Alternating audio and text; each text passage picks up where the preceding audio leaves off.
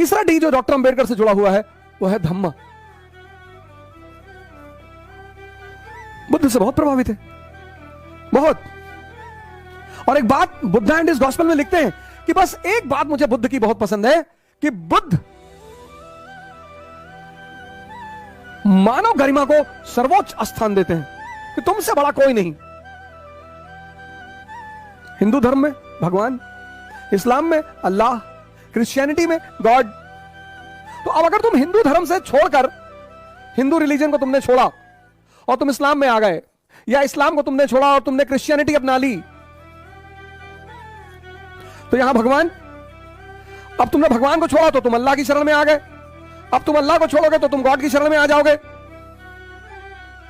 लेकिन बुद्ध इन सब से अलग है, सबसे। बुद्ध इन सब से अलग है। वो कहते हैं किसी की शरण में जाने की कोई जरूरत नहीं है। आत्मदीपो भव, कहते हैं किसी की शरण में जाने की कोई जरूरत नहीं।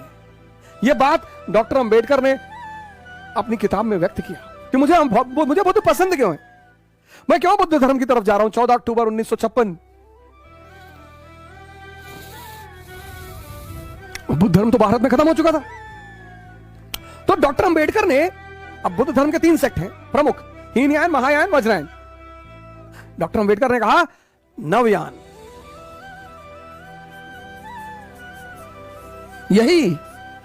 यही भारतीयता के लक्ष्य को मजबूत करेगा।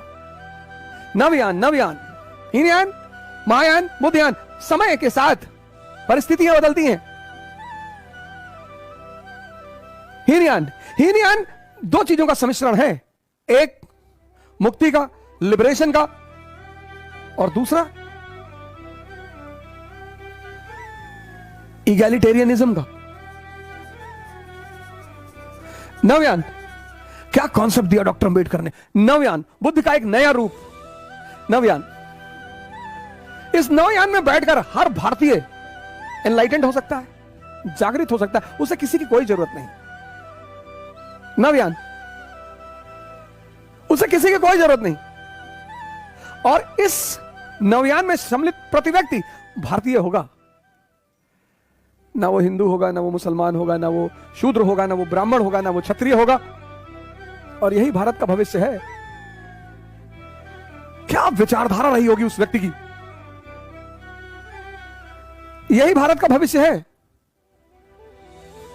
श्रीलंका में अटेंड किया, बुद्धिस्ट काउंसिल बर्मा में किया, टोक्यो में किया, फिर सब जगह सुनने के बाद तिब्बत से किताबों को मंगवाया।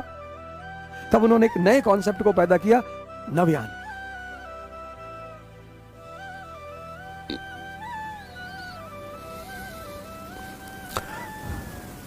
तुम अंबेडकर से अगर नफरत करते हो, इसका मतलब तुम अंबेडकर को जानते ही नहीं। और अंबेडकर का तो एक ही नारा है, तो धम्मा। और चौथी बात, चौथा डी बहुत बड़ा, डेमोक्रेसी।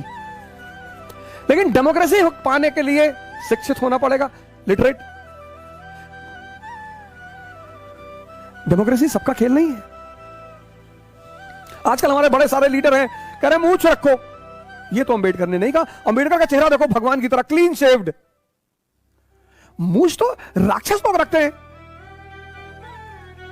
जिनके अंदर, अब मेरे अंदर थोड़ी बहुत है, ज्यादा भी हो सकती है, तो मैं रखा हूं। मूंछ रखने को कहां डॉक्टर अंबेडकर कह गए, बुलेट चलाने को कहां डॉक्टर अंबेडकर कह गए। डॉक्टर अंबेडकर ने तो एक बात कही सबसे शानदार, कहा शिक्षा शेरनी का दूध है,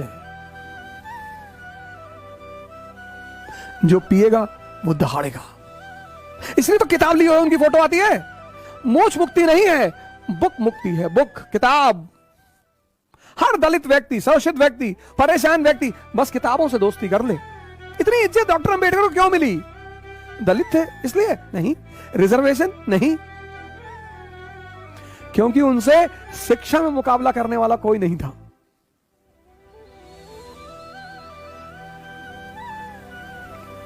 आज तो जो सो कॉल्ड निम्न जाति के लोग खुद को प्राउड फील करते हैं, अपने जाति को बुलाना नहीं। अंबेडकर तुम्हें ब्राह्मण बनाना चाहते हैं। ब्राह्मण मतलब ज्ञानी, और ज्ञान से सम्मान है। ब्राह्मण मतलब जाति नहीं, शुक्ला तिवारी मिश्रा पांडे ये नहीं, ब्राह्मण मतलब ज्ञानी, और ज्ञान का ही तो सम्मान है और ज्ञान का ही तो फल है। अब कोई शूद्र जो है निम्न जाति का, वो अगर 50 ब्राह्मण और ठाकुर और सवर्णों के बीच खड़ा है और वेद पे बोल रहा है, पुराण पे बोल रहा है, उपनिषद पे बोल रहा है, सजदा कर जाएंगे लोग, हाथ जोड़ लेंगे। क्या रहे भैया, ये है मंत्र, ये किताब मंत्र है, किताब। उनकी मेरे पास बड़ी सारी फोटो है उनकी, बड़ी सारी, मतलब उनकी बचपन से लेकर उनकी मृत्यु तक। न्यूयॉर्क में जो उनके साथ उनके जो दोस्त थे, नवल जिनके साथ रहते थे, और उनकी बड़ी सारी फोटोग्राफ्स मेरे पास हैं। एक तो हमारे मित्र हैं यूडी सनी, महाराष्ट्र से, इकरा के फाउंडर भी हैं, उन्होंने मुझे एक फोटो गिफ्ट की थी जिसमें उनकी बहुत सारी डिग्रीज हैं। अंबेडकर का ये 4D इस देश को बचाएगा। पहला, दलित, जो भी शोषित हैं, दमित हैं, उनको जागना पड़ेगा। दूसरा D, डिग्निटी पैदा करो अपने अंदर। प्रधान देख लिए गांव का, जाके पैर छू ले रहे हो, भैया तुमको खाना दे रहा है यार। तीसरा D, नव्यान, भारतीयता की भावना पैदा करो,